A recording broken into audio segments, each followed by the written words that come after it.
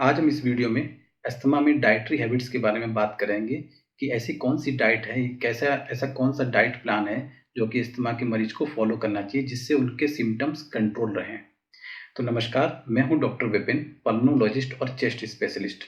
सबसे पहले मैं आप लोगों से एक रिक्वेस्ट करना चाहता हूं, अगर आपने मेरा चैनल सब्सक्राइब नहीं किया तो इसको सब्सक्राइब कर लें और वीडियो की नोटिफिकेशन के लिए बेल आइकन को प्रेस कर दीजिएगा, क्योंकि मैं इसमें कई सारे ऐसे वीडियो बनाता हूँ हेल्थ से रिलेटेड और डिजीज़ से रिलेटेड, जिससे आप लोगों को पता चलेगा डिजीज़ के बारे में।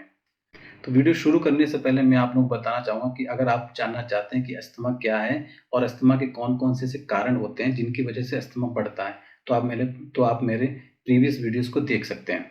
तो आज इस वीडियो में मैं बात करूँगा कि अस्थमा की ऐसी कौन-सी डाइटरी हैबिट है जिसकी वजह से पेशेंट को दिक्कतें बढ़ जाती हैं, और ऐसी कौन-सी डाइटरी हैबिट है जिसकी वजह से पेशेंट अपने सिम्पटम्स को कंट्रोल कर सकते हैं।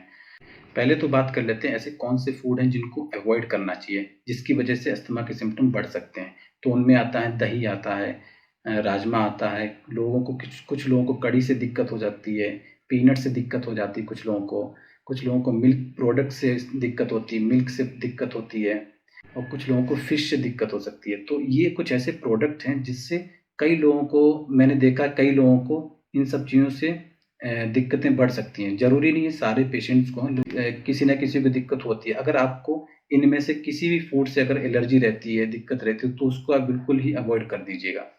प्रोसेस्ड फूड को बिल्कुल अवॉइड करना चाहिए और घर के बने हुए खाने को ही यूज़ करना चाहिए। घर पे आप खाना बनाएँ, नहीं कुछ भी खाना आपको, तो वो आप घर पे बनाएँ और घर पे खाएँ। प्रोसेस्ड फूड में क्या होता है, प्रोसेस्ड फूड में कई सारे केमिकल प्रिजर्वेटिव यूज़ होते हैं जिसकी वजह से अस्थमा के पेशेंट को इन चीज़ों से एलर्जी हो जाती है।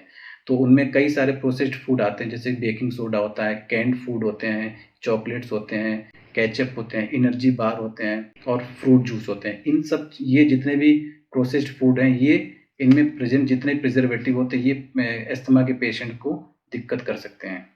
कुछ फूड होते हैं जो काफ़ी ठंडे फूड को अवॉइड करना चाहिए, ठंडी बियर को अवॉइड करना चाहिए, फ्रिज में रखी हुई चीज़ों को अवॉइड करना चाहिए, कोल्ड ड्रिंक्स को अवॉइड करना चाहिए। ठंडी चीज़ों से अस्थमा के पेशेंट्स को एलर्जी ज़्यादा देखी गई है, क्योंकि ये सब क्या करते हैं, ये एक जो सिम्पटम्स होते हैं उनको एग्रीवेट करते हैं। जितने भी मैंने अभी फूड बताया आपको कौन-कौन से फूड अवॉइड करने चाहिए, अगर आप इनको लेते हैं तो कुछ ऐसे पेशेंट होते हैं जिनको इन सब चीज़ों से एलर्जी रहती है, तो उनसे क्या होता है, अगर वो इन फूड को खाते रहेंगे तो इन्फ्लेमेशन बढ़ता जाएगा। जैसे मैंने पहले प्रीवियस वीडियो में बताया कि अस्थमा में जो साँस की नली होती है, तो साँस की नली में वो सूजन बढ़ती जाती है। तो अगर आप इनको अवॉइड करते हैं तो वो एक सूजन जो है वो कम रहेगी, जिससे कि आपके जो भी लक्षण है वो आपके लक्षण जो है वो आपके कंट्रोल में रहेंगे।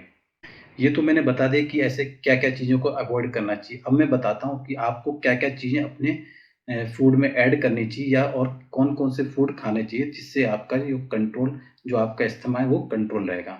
तो विटामिन डी को अगर आप अपने खाने में ऐड करते हैं और किसी भी फ़ॉर्म में, अगर आप नेचुरली आप उसको आप ले पा रहे हैं तो उसको नेचुरली ले लीजिए। अगर वो पॉसिबल नहीं हो पा रहा है तो आप जो विटामिन डी का जो सप्लीमेंटेशन होता है टैबलेट की फ़ॉर्म में, उसको आप अगर ऐड करते हैं तो ये आपके जो एग्ज़ैजर्बेशन होते हैं, यानी कि जो अस्थमा के लक्षण अचानक जब बढ़ जाते हैं, तो उसको ये कंट्रोल करके रखता है। आपकी जो डाइट है वो बिल्कुल प्रॉपर बैलेंस डाइट होनी चाहिए। अपने अपने फूड में फ्रूट्स को और वेजिटेबल्स को बढ़ाएँ, और जो सीरियल्स होते हैं उनको कम कर लीजिएगा। फ्रूट्स में भी आप जो सलाद होता है उसको खाने में बढ़ा लीजिएगा, और वेजिटेबल्स को अपने खाने में बढ़ाइए। तो ये सारी चीज़ें बढ़ानी है, उधर सीरियल्स को कम कर लीजिएगा। नेक्स्ट चीज़ होती है लेट नाइट डिनर और ओवर ईटिंग को अवॉइड करिएगा। उससे क्या होता है, अगर आप ऐसा करते हैं तो इससे गैस्ट्राइटिस के चांसेस ज़्यादा बढ़ जाते हैं। जब गैस्ट्राइटिस ज़्यादा होता है पेशेंट्स को, तो उसमें उनके जो रेस्पिरेटरी सिम्पटम्स होते हैं, जैसे साँस का फूलना, चेस्ट में टाइटनेस होना, खाँसी का होना, ये सब चीज़ें बढ़ जाती हैं। तो इन चीज़ों को अवॉइड करिएगा। नेक्स्ट चीज़ होती है कि जो ओबेसिटी वाले पेशेंट होते हैं, जिनको अस्थमा होता है, उनके लिए सबसे इम्पोर्टेंट है उनको अपना वज़न कम करना है, उनको वज़न को कंट्रोल करना है। अगर वो ऐसा नहीं करते हैं तो जो वो आईसीएस लेते हैं, यानी कि इनहेल्ड कॉर्टिकोस्टेरॉइड जो वो ले रहे हैं स्प्रे के रूप में या फिर जो कैप्सूल के फॉर्म में लेते हैं, तो उसका असर धीरे-धीरे कम होने लग जाता है। इसीलिए जो ओबेसिटी के जो पेशेंट हैं उनको अपना वज़न कम करना है, जिसकी वजह से उनका जो आईसीएस है वो उनके साँस की नली में वो इफ़ेक्ट कर पाए।